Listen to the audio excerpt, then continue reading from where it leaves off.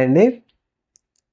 జగన్మోహన్ రెడ్డి 1700 కోట్లు ఆయన లంచం తీసుకున్నాడని, జైలుకెళ్తాడని ఒక బులెటిన్ వేసి సైలెంట్ అయిపోయింది మన ఎల్లో మీడియా. మరి ఎందుకు సైలెంట్ అయిపోవాల్సి వచ్చింది? ఎందుకు గంటలు గంటలు 24 గంటలు మరి బులెటిన్లు వేయడమో లేకపోతే డిబేట్లు పెట్టలేదో దాని గురించి ఒకసారి మనం చూద్దాం. ఇక్కడ ముఖ్యంగా అదానీ గ్రూప్స్ నుంచి 1700 కోట్లు జగన్మోహన్ రెడ్డి లంచం తీసుకున్నాడని చెప్తా ఉన్నారు. దీని మీద మాజీ మంత్రి పేర్ని నాని గారు వివరణ ఇస్తూ, అసలు మేము అదానితో మాకేం సంబంధం, మేము ఒప్పందం చేసుకున్నది సెకీతో, అసలు సెకీ ఎవరి దగ్గర నుంచి పవర్ కొంటే మాకెందుకు, మాకు ₹2.49 కరెంట్ ఇచ్చింది, అది మేము కొనుక్కున్నాం, దాని గురించి అదాని దగ్గర నుంచి కొనిందా ఇంకొక దగ్గర నుంచి కొనిందా మాకు అనవసరం అంటూ ఆయన పూర్తి వివరణ ఇచ్చే పని కూడా చేస్తూ, చంద్రబాబు నాయుడు గారు 2014 నుంచి 2019 వరకు సెకీ నుంచి పవర్ కొన్నాడు, మరి అప్పుడు ₹5.90 కొన్నాడు, మేము ₹2.49 మేము పవర్ కొన్నాం, మరి ఎక్కువ కొన్నోళ్ళు కరెక్ట్గా ఉన్నట్ట తక్కువ కొన్నోళ్ళు కరెక్ట్గా ఉన్నట్ట అని చెప్తూ, అలాగే ₹2.49 పవర్ కొన్నారు, ట్రాన్స్మిషన్ ఛార్జెస్ అన్నీ కలుపుకుంటే ₹5.49 దాకా పడతాయని చెప్పి అది కూడా ఎక్స్ప్లెయిన్ చెప్పే ప్రయత్నం చేస్తూ ఉన్నారు.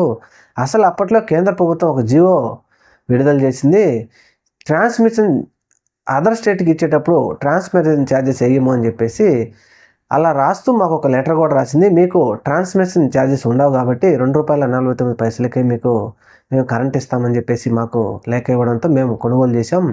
మరి చంద్రబాబు నాయుడు గారు మీకు అంత ఇబ్బందిగా ఉంటే ఇప్పటికిప్పుడు మేము సవాల్ ఇస్తున్నాం, మరి అదానితో ఒప్పందాలు రద్దు చేసేయండి కదా అన్నట్టు మాట్లాడారు. నిజమే, ఏంటంటే 1700 కోట్లు జగన్ లంచం తీసుకున్నాడనే కనపడుతుంది, కానీ అసలు అదాని మధ్యలో ఒక కేంద్ర ప్రభుత్వ solar energy corporation of India సెకీతో మేము ఒప్పందం చేసుకున్నాం, కేంద్ర ప్రభుత్వం సంబంధించిన సంస్థ ఇది, ఒకవేళ ఏదైనా అందులో జరుగుంటే విద్యుత్ శాఖ మంత్రి కేంద్ర ప్రభుత్వం బాధ్యులు, కానీ మాకేం సంబంధం అంటూ ఆయన క్లియర్ కట్ చెప్పారు.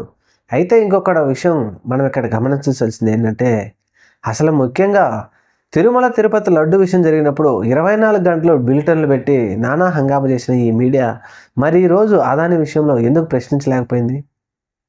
24 గంటలు మరి డిబేట్లు ఎందుకు వెళ్ళలేకపోతుంది? ఎందుకంటే మన బీజేపీ మన మిత్రకూటానికి సంబంధించిన వ్యక్తనా అని చెప్పేసి చాలామంది విశ్లేషకులు అంటూ ఉన్నారు. ముఖ్యంగా మరి ఈరోజు షర్మిలా మేడం గారు కూడా మీడియా సమావేశం పెట్టి జగన్ ప్రియ శిష్యుడు మోడీకి అంటూ చెప్పుకొచ్చింది. అసలు ఇక్కడ నాకు అర్థం కాని విషయం ఏంటంటే, జగన్ మోడీకి ప్రియ శిష్యుడు అయితే 11 సీట్లతోనే ఆంధ్రప్రదేశ్లో ఎందుకు కూర్చోవలసి వచ్చింది అని చెప్పేసి ఒక విచిత్రమైన మాటలు కూడా మాట్లాడింది. మరి అసలు ఇక్కడ జరగవలసింది ఏంది? అధికారంలో ఉన్న పార్టీ ఒక నింద వచ్చిందంటే ఇప్పుడు కేంద్ర ప్రభుత్వానికి చెడ్డ పేరు. ఇది అదాని అనేవాడు ఒక ఇంత పెద్ద పరిశ్రమ లేకపోతే ఇంత బిజినెస్ చేస్తున్నప్పుడు ఒక చిన్న సెల్ ఫోన్లో ఉన్న ఒక డేటా బయట దేశాలకు వెళ్ళిపోయి ఆ బయట దేశాల ద్వారా ఈ విధమైనటువంటి భారతదేశానికి చెడ్డ పేరు తెచ్చారంటే ఇది పూర్తిగా కేంద్ర ప్రభుత్వానికే చెడ్డ పేరు, కానీ జగన్మోహన్ రెడ్డి గారికి సంబంధం లేదు ఇందులో. ఒకవేళ ప్రజలు ఇప్పుడు నమ్మిన 1700 కోట్లు జగన్మోహన్ రెడ్డి లంచం తీసుకున్నాడు అన్నా కోర్టుకు వెళ్తే అక్కడ ఆధారాలు చూపించాలా, ఎందుకంటే అక్కడ జగన్మోహన్ రెడ్డి తీసుకున్నాడని లేకపోతే జగన్మోహన్ రెడ్డి వాళ్ళ మంత్రులు తీసుకున్నారనేది ఎక్కడ లేదు. ఎందుకనంటే మధ్యలో కేంద్ర ప్రభుత్వ సంస్థ అడ్డం ఉంది. వీళ్ళ అభియోగం ఏంటంటే కేంద్ర ప్రభుత్వం సోలార్ ఎవరు కొనడం లేదు, కేంద్ర ప్రభుత్వం సోలార్ కొనకపోతే అదాని పవరు కేంద్ర ప్రభుత్వ సంస్థ అయినటువంటి సెకీ కొనదు, అందువల్ల సెకీ కొనడం కోసం అదాని రాష్ట్ర ప్రభుత్వాల్లో ఉన్నటువంటి వాళ్ళతో వీళ్ళు మ్యూచువల్ అండర్స్టాండింగ్కి వచ్చేసి మీరు ఖచ్చితంగా సెకీ నుంచి మీరు పవర్ కొనండి, నేను సెకీకి అమ్ముకుంటాను అని మాట్లాడటము, సెకీ నుంచి ప్రభుత్వాలు పవర్ కొనడం కోసం ఈయన లంచాలు ఇచ్చాడు అని చెప్పేసి ఒక అభియోగం మోపారు.